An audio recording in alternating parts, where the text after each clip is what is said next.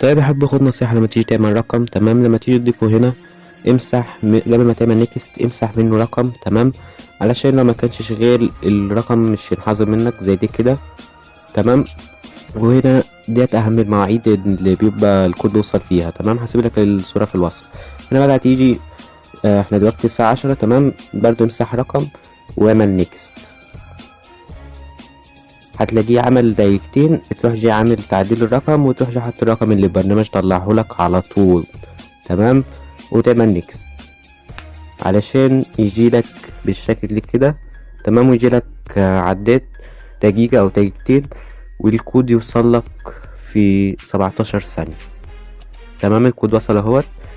بتبدأ ان انت تحطه وتسجل في النسخة عادي خالص. اهم حاجة انت تستبدل الرقم قبل ما تحطه، علشان لو ما كانش شغال وكان فاضل على الوقت دقيقة مش هيضيع منك. تمام، هنا هتيجي بقى تأمين الرقم، تدوس على تحقق بخطوتين وتفعلها. تمام، وتبدأ ان انت تحط باسورد وتكرره تاني، وبعد كده تحط جيميل وتكرره وبس كده. وهنا ممكن تغيره عادي خالص.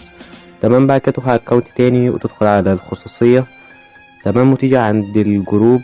تمام، وتعمل تحديد جهات اتصالي وتحدد الكل وتعمل صح كده. محدش عارف يضيفك في اي جروب خالص. تمام، ونصيحة برضو لما تيجي تعمل رقم فيك حاول ان انت تعمل اكتر من حساب، عشان لو حساب مش نافع مثلا حساب 3371 مش هينفع. تمام، فتكون جاهز بحساب تاني على طول.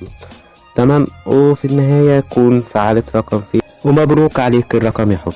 سلام.